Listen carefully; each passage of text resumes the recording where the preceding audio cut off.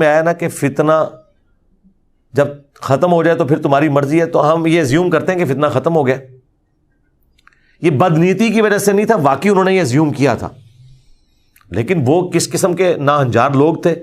حضرت عمر رضی اللہ تعالیٰ عنہ نے یہ کنکلوڈ کیا کہ نہیں، یہ اس قابل ہیں، یہ قتل ہونے چاہیے.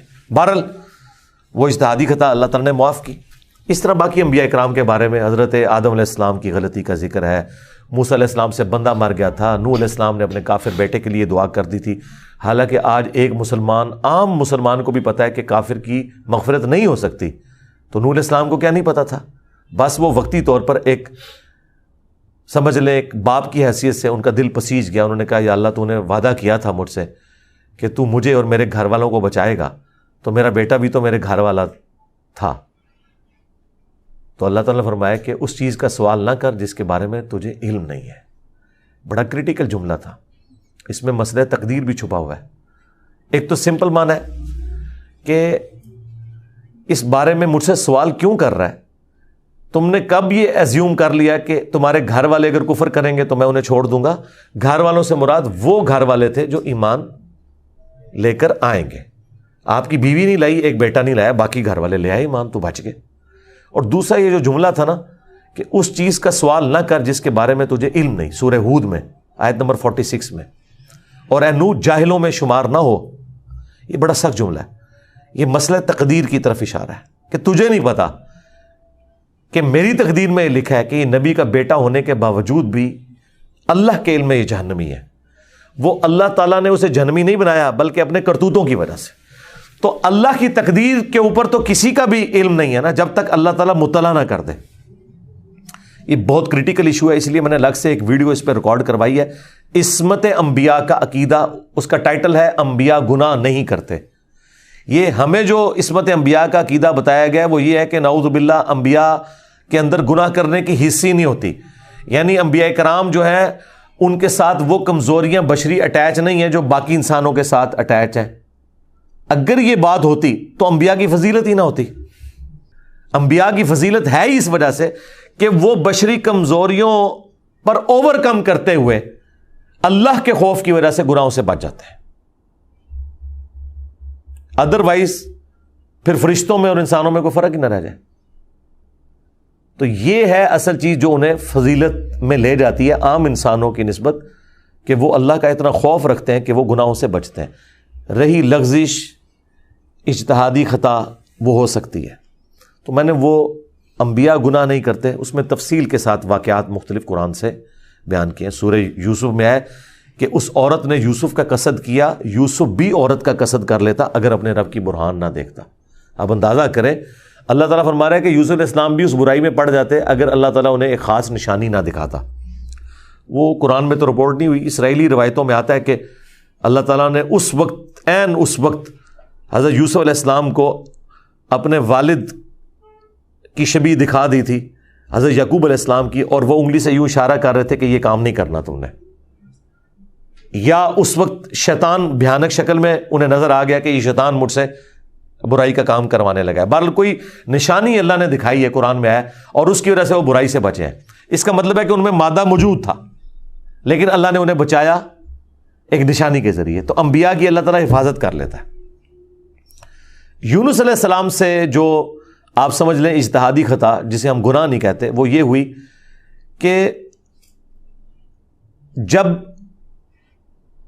مقررہ وقت کے اوپر قوم یونس ایمان نہیں لے کر آئی تو یونس علیہ السلام نے انہیں کہا کہ اب 3 دن بعد عذاب آ جائے گا. جو اللہ نے وعدہ کیا تھا کہ یہ ان کا سمجھ لیں ٹائم اینڈ ہو رہا ہے، اس ٹائم لائن کے بعد عذاب آنا ہے. لیکن ساتھ یہ ضروری تھا کہ اللہ تعالیٰ کی وحی کا انتظار کرنا ہے اس علاقے کو چھوڑنے سے پہلے. تمام انبیاء جب قوموں کو وحی سناتے ہیں نا تو پھر اللہ تعالیٰ کی وحی کی اجازت کے بعد اس علاقے کو چھوڑتے ہیں. نبی اسلام نے بھی ہجرت دیکھیں اینڈ پہ کی ہے، ایویں نہیں، مطلب آپ خود سے نہیں نکلے، اللہ تعالیٰ کی وحی کے ذریعے نکلے. قرآن میں سورۃ الانفال میں آیا تھا کہ یہ جب کافر کہتے تھے نا کہ ہم پر عذاب کیوں نہیں نازل ہوتا، ہم نبی کا انکار کر رہے ہیں، تو اللہ تعالیٰ نے فرمایا کہ جب تک اے نبی تم ان میں موجود ہو ہم ان کو عذاب نہیں دیں گے. اللہ کی سنت ہے کہ جب کبھی کسی قوم کو عذاب دینا ہوتا ہے نا تو اس قوم میں سے انبیاء اور اہل ایمان کو الگ کرتا ہے، پھر باقی کی قوم پر عذاب آتا ہے. اور وہ اللہ تعالیٰ نے نکالا اور غزوہ بدر میں لا کے ڈبویا ان کو، جس طرح فرعونیوں کو اپنے محلات سے نکال کے سمندر میں غرق کیا تھا، مشرکین عرب کو اپنے گھروں سے نکال کر بدر میں ڈبویا صحابہ کرام کی تلواروں کے ذریعے۔ یہ عذاب استیصال کی ایک قسط ان پر آئی تھی۔ تو یونس علیہ السلام نے ازیوم کیا کہ ظاہر ہے کہ اس کے بعد عذاب تو آنا ہی ہے، لیکن ان کی شان اس سے بلند تھی کہ وہ وحی کا انتظار کیے بغیر نکل گئے۔ بس جب وہ نکلے، جس کشتی میں سوار ہوئے، وہ کشتی جو ہے وہ بھنور میں پھنس گئی، اور ان کی اپنی ایک نارمز چل رہی تھیں کہ اگر کشتی بھنور میں پھنس جائے تو یہ اس چیز کی علامت ہے کہ کوئی غلام اپنے آقا کی اجازت کے بغیر بھاگ کر آ گیا۔ پھر وہ قرعہ اندازی کرتے تھے، اور جس کے نام قرعہ نکلتا تھا اس کو فدیے کے طور پر وہ سمندر میں ڈال دیتے تھے۔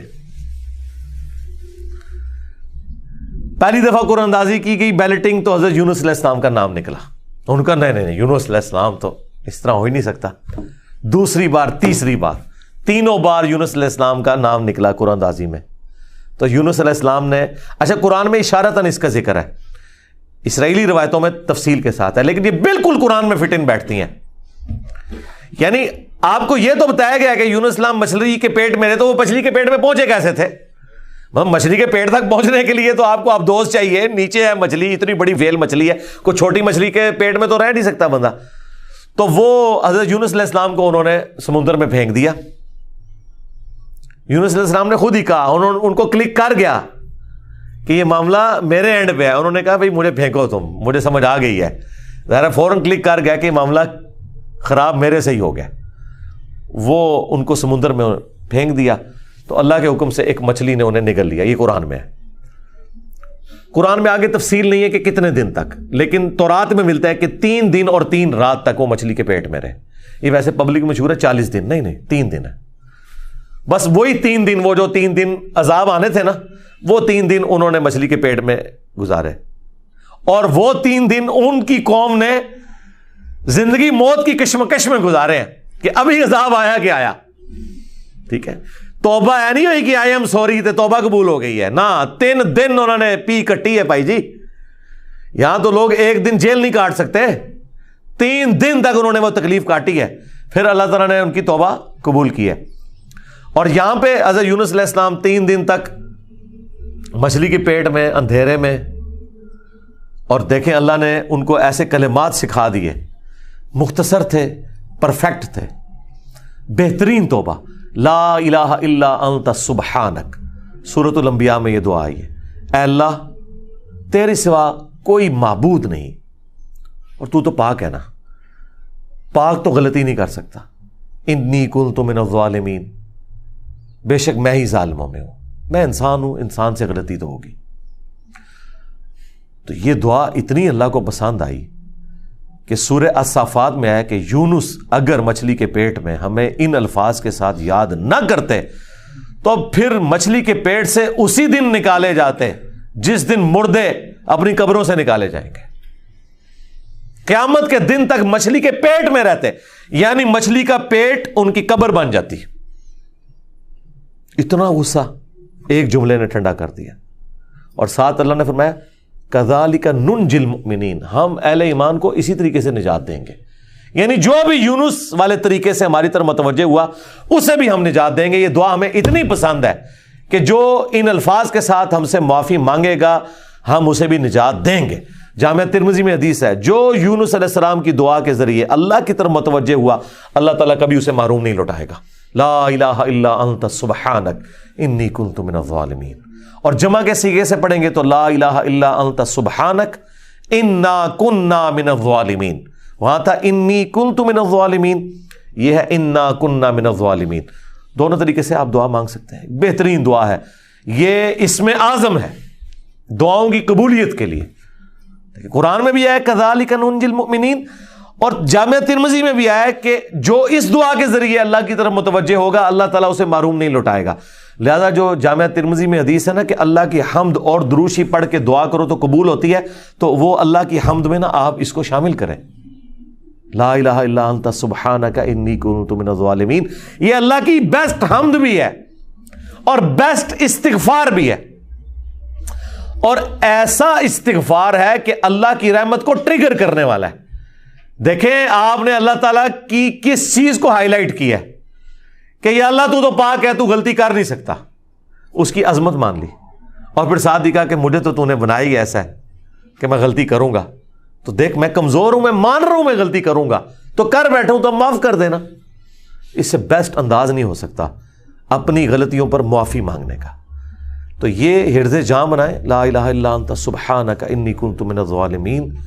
یقین کریں یہ دعا آپ کے سامنے یونس علیہ السلام ہو, مچھلی کا پیٹ, گپ اندھیرا, 3 دن 3 رات, دنیا میں کوئی آ کے آپ کو ریسکیو نہیں کر سکتا, اور موت سامنے نظر آ رہی ہے. حضرت یونس علیہ السلام اسی طریقے سے بچے ہیں جیسے مردہ کو زندہ ہو جائے, اور یہاں لوگ کہتے ہیں بڑا گرم ذکر ہے جی.